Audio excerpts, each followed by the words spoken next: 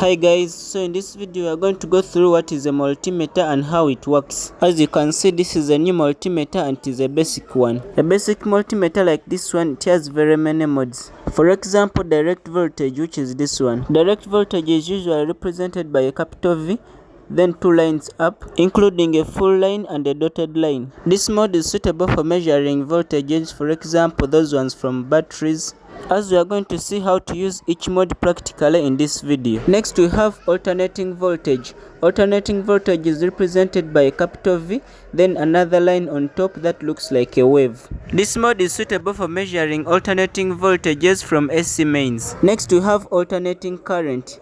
This mode is represented by a capital A, then another line on top that looks like a wave. This mode is suitable for measuring changes in current in a circuit. Next mode we have direct current. This one is usually represented by a capital A, then two lines on top, a full line and a dotted one. Next mode we have a capacitance mode, which is represented by a capital F. This one is useful for measuring different capacitance of capacitors. Next we have the continuity mode or diode mode.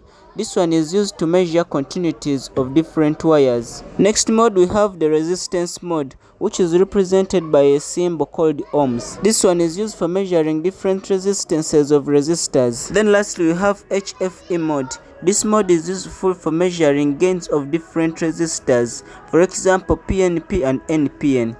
Then there is another button on the bottom left corner of the screen. This one is used to freeze values which are changing on the screen. Now we are going to measure direct voltage from an ordinary battery of a phone. Now assume the multimeter is off. The first thing you need to do is turn it to direct voltage mode. The battery is set to around 3.7 volts, which means we have to set to a value which is more than 3.7 volts. When we try to measure, we find out that the battery is around 3.2 volts, which means the battery is not charged and therefore it needs to be charged.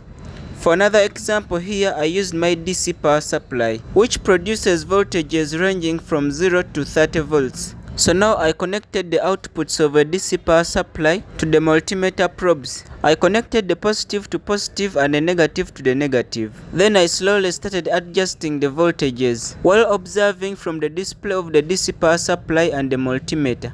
As I slowly increased the voltage on the DC power supply, both the displays of the DC power supply and the multimeter shows increase in values. But the accuracy on the multimeter was not all that perfect, since obviously because it is a basic multimeter. Next we set the multimeter to the alternating voltage mode, and in this mode there is a part which has 1000 volts. Which shows a symbol on the multimeter HV, which means high voltage. So we are going to measure the voltage in the AC mains, which is around 220 volts. On the multimeter it is stuck at around 202 volts, which is a bit close to the estimated value. Next we need to set the multimeter to the direct current mode.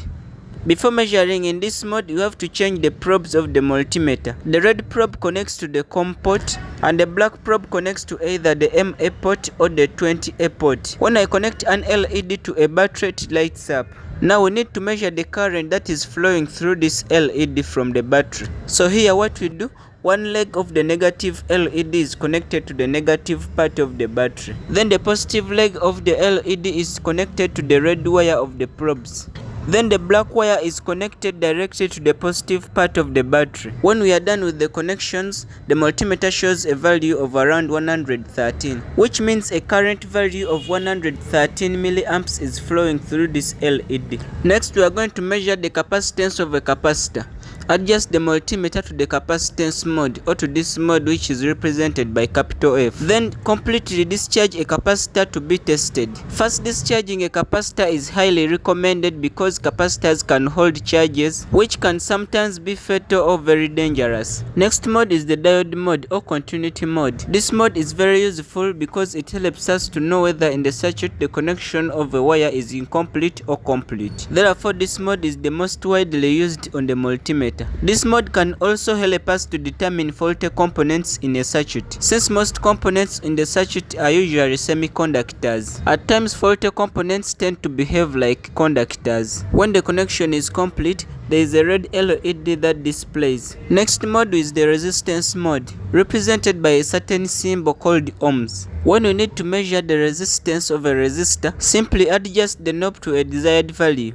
Then connect the positive probe on one end of a resistor and a negative probe on the other end of a resistor. The value of resistance of a resistor is displayed on the screen of the multimeter. Next mode is called the HFE mode. As we discussed earlier, this mode is used to measure different gains of different transistors. Transistors are categorized into two types. There is a PNP and NPN. PNP transistors are placed at the upper holes with their corresponding legs, namely collector, base and emitter. Everything is indicated on the multimeter. While NPN transistors are placed at the downer holes. For example, I have this NPN transistor that I'm trying to measure. But unfortunately, the multimeter that I was using was not supporting HFE. If you learned something new, don't forget to like, share and subscribe. See you in the next video.